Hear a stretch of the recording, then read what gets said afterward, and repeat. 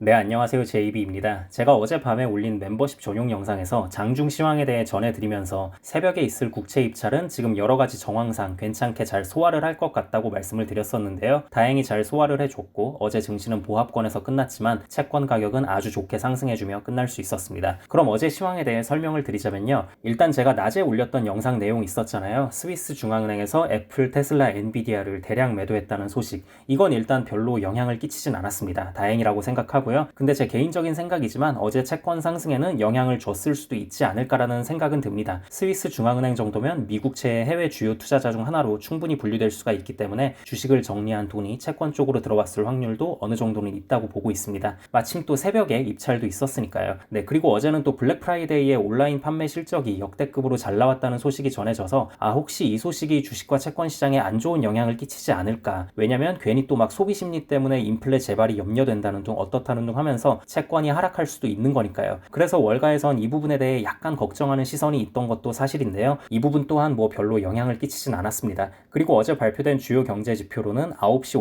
50분에 발표된 건축 승인 건수와 허가 건수, 그리고 12시에 발표된 신규 주택 판매 건수가 있었는데요. 우선 건축 승인 건수와 허가 건수는 예상치를 좀 크게 상회했고요. 신규 주택 판매 건수는 예상치를 크게 하회했습니다. 이게 이렇게 될 수밖에 없었습니다. 사실 제가 어제 10시 좀 넘어서 멤버십 회원분들에게 장중 시황을 전해드렸고 이때만 해도 건축 승인 건수랑 건축 허가 건수 발표만 있었고 신규 주택 판매 건수 수치는 나오기가 전이었는데요. 사실 이미 신규 주택 판매 수치는 좀 크게 떨어질 것으로 어느 정도는 예상을 하고 있었습니다. 뭐 제가 대단해서 저걸 미리 알고 있었다 이런 말씀을 드리는 게 아니라요. 사실 평소에 경제 매크로 지표 해석에 관심이 있으셨던 분들은 누구라도 충분히 예상할 수 있었을 거예요. 건축 승인 허가 건수가 많이 나왔다는 건 그만큼 주택 시장에 공급이 많아졌다는 걸 의미하죠. 그리고 제가 최근 영상에서 지속적으로 말씀드렸던 부분 있잖아요. 지금 미국 전역에서 스스로 그냥 건설업자 끼고 주택을 지어버리거나 리모델링 공사를 선택하는 문화가 퍼지고 있다고. 왜냐면 시장에 나온 주택 매물이 인플레로 가격 거품이 잔뜩 껴서 너무 비싸기도 하고 더 좋은 집으로 이사를 가고자 하는 기존 주택 구입자들 입장에서는 새로 집을 사게 되면 지금 워낙 고금리라서 이자 비용이 높은 상태에서 사야 되니까 이게 감당이 안 돼서 그냥 자기들끼리 직접 개조해서 쓰는 겁니다. 기존의 계약은 워낙 저금리 시절에 이자 비용 부담이 크지 않게 잘 해놓아서 이걸 깨기 싫으니까요. 그래서 이런저런 복합적인 부분들이 다 섞여서 기존 주택이건 신규 주택이건 시장에 나온 매물에 대한 판매량이 급감할 수밖에 없고 주거비도 곧 잡힐 것으로 예상이 됩니다. 어제 나온 지표도 이런 부분을 잘 반영하고 있고요. 그리고 또 미국의 초대형 은행 중 하나인 웰스파고에서도 어떤 논평을 했냐면요. 요즘 이렇게 주택 시장의 수요에 비해 공급이 넘치는 바람에 신규 주택과 기존 주택의 가격 차이가 엄청 줄었다는 거예요. 2019년도에는 신규 주택과 기존 주택 가격 차이의 평균이 46,900달러였는데요. 이번에 10월에 신규 주택과 기존 주택의 가격 차이가 무려 13,200달러까지 떨어졌다고 합니다. 이렇게 수치만 들어서는 잘 이해가 안 되는 분들이 계실 것 같아서 추가 설명을 해드리자면요. 이게 그러니까 쉽게 말해서 무슨 말이냐.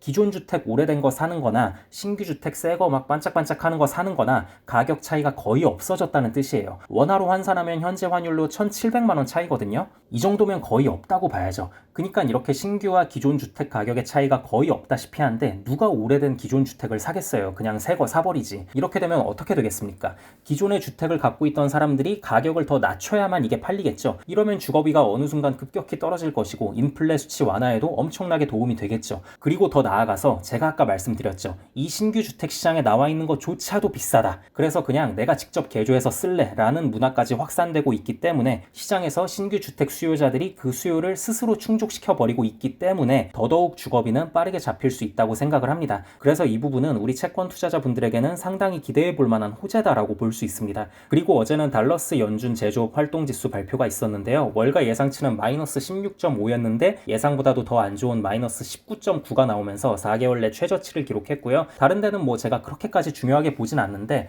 달라스 지수는 좀 의미가 있을 수 있습니다. 왜냐면 달라스가 속해 있는 텍사스주는 제조업 비중이 꽤 높은 지역이거든요. 기업 친화적인 도시라서 여긴 공장도 상당히 많기도 하고요. 그래서 이 텍사스에 지속적으로 이렇게 경기 둔화세가 나오고 있다는 건 인플레에도 역시 도움이 될 수 있는 부분입니다. 자, 그리고 어제 국채 입찰 결과 간단하게 말씀드리고 영상 마무리하자면요. 일단 새벽 1시 반에 있던 2년물 입찰은 별로 그렇게 좋진 않았는데 새벽 3시에 있던 5년물이 나름 좋게 선방하며 끝났습니다. 어떻게 보면 약간 좀 의외인 부분이에요. 그동안은 단기물에 대한 수요가 장기물에 대한 수요보다 더 좋았던 경향이 있는데 어제 아무튼 그런 결과가 나왔고요. 이제는 더 이상의 금리 인상은 없고 금리 인하밖에 남은 게 없다는 시장의 심리가 어느 정도 반영이 되면서 서서히 장기물에 대한 선호 현상도 벌어지고 있는 게 아닌가라고 우리가 조심스럽게 추측해 볼 수 있을 것 같습니다. 사실 5년물은 장기물이라기보단 중기물에 해당하긴 하는데요. 네, 어쨌든 그래도 단기물보다도 결과가 좋았다는 건 분명 TMF 투자자분들에겐 좋은 소식이라고 볼 수 있을 것 같습니다. 네, 그럼 오늘 영상은 여기까지 하도록 하고요. 다음 영상에서 뵙겠습니다. 감사합니다.